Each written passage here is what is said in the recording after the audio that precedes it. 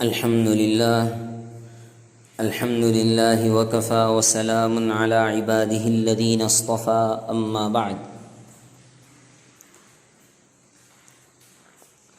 عن جابر بن عبد الله رضي الله عنه أن رسول الله صلى الله عليه وسلم قال: اتقوا الظلم فإن الظلم ظلمات يوم القيامة. رواہ مسلم. حضرت جابر بن عبداللہ رضی اللہ عنہ سے مروی ہے کہ رسول اللہ صلی اللہ علیہ وسلم نے ارشاد فرمایا: ظلم سے بچو، اس لیے کہ بلا شبہ ظلم قیامت کے دن اندھیروں کی صورت میں ہوگا.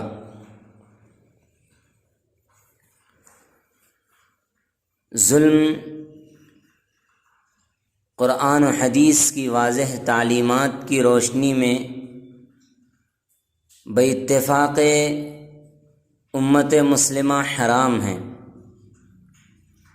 اور 7 بڑے ہلاک کرنے والے گناہوں میں سے اکثر کا تعلق ظلم ہی سے ہے.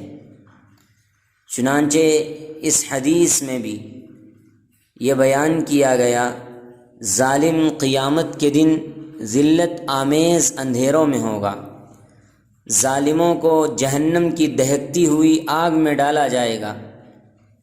قیامت کے دن ظالموں سے مظلوموں کے حقوق ادا کروائے جائیں گے، یہاں تک کہ سینگ والی بکری سے بغیر سینگ والی بکری کو بدلہ دلوایا جائے گا اگر اس نے بغیر سینگ والی بکری کو دنیا میں مارا ہوگا. سب سے پہلی بات ہمیں اس میں سمجھنا یہ چاہیے کہ ظلم کسے کہتے ہیں. ظلم وضع الشیء فی غیر محلہ ہوا ظلم، کسی چیز کو اس کی جگہ سے ہٹا کر رکھنے اور حد سے تجاوز کرنے کو ظلم کہتے ہیں. اگر کوئی شخص کسی دوسرے کے مال پر یا زمین پر ناجائز قبضہ کر لے تو وہ ظلم ہے، کیونکہ اس نے اس چیز کو اس کی جگہ سے ہٹا کر، اس کی ملکیت کو ہٹا کر دوسرے کی ملکیت پر قبضہ کر لیا ہے، تو یہ ناجائز ہے اور یہ ظلم ہے. اسی طرح اللہ کے ساتھ شرک کرنا یہ بھی ظلم ہے، کیونکہ عبادت اللہ کا حق ہے اور اللہ کے حق میں کسی دوسرے کو شریک کرنا یہ بھی ظلم ہے. چنانچہ اللہ تعالیٰ ارشاد فرمایا، اللہ تعالیٰ ذرہ برابر بھی کسی پر ظلم نہیں کرتا. اور نبی کریم صلی اللہ علیہ وسلم نے حدیث قدسی میں ارشاد فرمایا کہ اللہ تعالیٰ نے ارشاد فرمایا: اے میرے بندو، میں نے ظلم کو اپنے اوپر بھی حرام کیا ہے، اس لیے اور تم پر بھی حرام کیا، لہذا تم ایک دوسرے پر ظلم نہ کرو. ظلم کے کیا اقسام ہیں؟ ظلم کی کتنے قسمیں ہیں؟ علماء کرام نے ظلم کی 3 قسمیں بیان کی ہیں. نمبر 1 شرک کرنا، نمبر 2 گناہ کا ارتکاب کر کے اپنے اوپر ظلم کرنا، نمبر 3 انسان پر، دوسرے انسان پر ظلم کرنا. شرک کرنا یعنی شرک ایک ایسا گناہ ہے جس میں بہت بڑا اللہ رب العزت کی طرف سے عذاب ملتا ہے. شرک کہتے کسے ہیں کہ اللہ کی ذات میں اور اللہ کی صفات میں کسی کو شریک ٹھہرانا. لہذا ہمیں شرک سے بچنا چاہیے، کیونکہ شرک اللہ تعالیٰ کے نزدیک سب سے بڑا گناہ اور ظلم ہے. حکیم لقمان نے اپنے بیٹے کو نصیحت کرتے ہوئے فرمایا تھا: یا بنی لا تشرک باللہ ان الشرک لظلم عظیم. اے بیٹے، اللہ کے ساتھ شرک نہ کرنا، یقین جانو شرک بڑا بھاری ظلم ہے.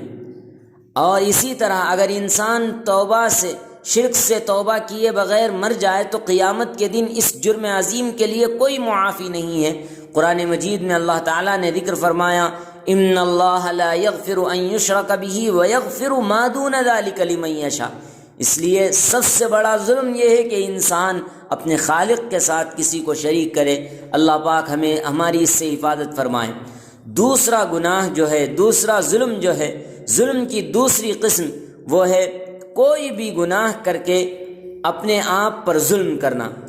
یہ بات طے ہے کہ جس طرح اللہ تعالیٰ کی اطاعت سے اللہ تعالیٰ بندوں سے راضی ہوتا ہے، اسی طرح اللہ کی نافرمانی سے اللہ تعالیٰ اپنے بندوں سے ناراض ہوتا ہے۔ اللہ تعالیٰ نے حضرت انسان کو پیدا کر کے فرمایا، اے آدم، تم اور تمہاری بیوی جنت میں رہو اور اس میں جہاں چاہو گھومو، جی بھر کے کھاؤ، مگر اس درخت کے پاس مت جانا، وَلَا تَقْرَبَا هَٰذِهِ الشَّجَرَةَ فَتَكُونَا مِنَ الظَّالِمِينَ۔ لیکن حضرت آدم وہاں پر گئے تو اللہ تعالیٰ نے اس آیت میں یہی فرمایا ہے کہ آپ نے نافرمانی کی، آپ نے یہ کیا کہ یہ اللہ تعالیٰ نے حد سے تجاوزی کرنے والے، گناہوں کے ارتکاب کرنے والے کو ظلم سے تعبیر کیا ہے، ورنہ ظالموں میں تمہارا شمار ہوگا۔ اس لیے اور جو لوگ اللہ کے حدود سے تجاوز کرتے ہیں، اللہ تعالیٰ نے قرآن مجید میں ان کو یہ فرمایا کہ وہ لوگ بڑے ظالم ہیں۔ چنانچہ یہ دو حقوق تو یہ ہیں کہ یہ حقوق اللہ سے ان کا تعلق ہے، لیکن تیسرا جو حق ہے وہ حقوق العباد سے ہے، اور ظلم کی اسی تیسری قسم پر قرآن اور حدیث میں بہت خصوصیت سے اس کی نفی، اس کی تنبیہ وارد ہوئی ہے، اور اس سلسلے میں بہت ساری صورتیں ہمارے یہاں پائی جاتی ہیں، ہمارے یہاں رائج ہیں۔ ان میں سے بعض صورتیں تو اتنی عام ہیں کہ اب انہیں ظلم سمجھنا، کہنا اور ان کے خلاف آواز اٹھانا ہی ہم نے چھوڑ دیا ہے۔ مختصر طور پر میں ذکر کرتا ہوں۔ نمبر 1، بہنوں کو میراث سے محروم کر دینا۔ یہ حیلہ بہانہ بنا کر کے شادی میں والد صاحب نے تم پر بہت خرچ کر دیا ہے، اس لیے اب میراث میں تمہارا کوئی حق نہیں ہے، یہ سراسر ظلم ہے، ناانصافی ہے۔ اسی طرح یتیم کے مال کو ہڑپنا۔ اللہ تعالیٰ ارشاد فرماتا ہے، جو لوگ یتیموں کا مال ان پر ظلم کر کے کھاتے ہیں، وہ اپنے پیٹ میں آگ بھر رہے ہیں اور انہیں جلد ہی ایک دہکتی ہوئی آگ میں داخل ہونا پڑے گا۔ اسی طرح کسی بھی انسان کے مال کو ناجائز طریقے سے حاصل کرنے کے متعلق بھی قرآن و حدیث میں سخت وعیدیں وارد ہوئی ہے، تو یتیم کے مال کو ہڑپنا بھی بہت بڑا ظلم ہے۔ نمبر 3، کسی کی زمین پر قبضہ کرنا۔ کسی کمزور کو یا کسی غریب کو دبا کر اس کی زمین پر ناجائز قبضہ کرنا بھی بہت بڑا ظلم اور بہت بڑا گناہ ہے۔ حضور اکرم صلی اللہ علیہ وسلم نے ارشاد فرمایا، اگر کسی شخص نے ایک بالشت زمین بھی کسی دوسرے کی ظلمن لے لی تو 7 زمین کا طوق اس کی گردن میں پہنایا جائے گا اور حشر کے میدان میں اس کو زمین میں دھسایا جائے گا۔ ایک دوسری روایت میں اللہ کے نبی علیہ الصلاۃ والسلام سے ثابت ہے۔ نمبر 4، مزدور کو اجرت نہ دینا۔ حضور اکرم صلی اللہ علیہ وسلم نے فرمایا کہ اللہ تعالیٰ ارشاد فرماتے ہیں کہ 3 طرح کے لوگ ایسے ہیں جن کا قیامت میں فریق بنوں گا، یعنی میں ان کا مخالف کھڑا ہوں گا۔ وہ شخص جس نے میرے نام پر وعدہ کیا اور پھر وعدہ خلافی کی۔ نمبر 2، وہ شخص جس نے کسی آزاد کو بیچ کر اس کی قیمت کھائی۔ اور نمبر 3، وہ شخص جس نے کسی کو مزدوری پر لیا ہو، پھر کام تو اس سے پوری طرح لیا لیکن اس کی مزدوری نہ دی، تو یہ بھی بہت بڑا ظلم ہے، اور آج کل ہمارے اس معاشرے میں بہت کثرت سے پایا جا رہا ہے۔ اس لیے مظلوم اور اسی طرح مزدور کو بھی اس کا پسینہ سوکھنے سے پہلے ہمیں اس کی اجرت ادا کر دینی چاہیے۔ اور اسی طرح لوگوں کے حقوق میں اور حقوق کی ادائیگی میں ٹال مٹول کرنا۔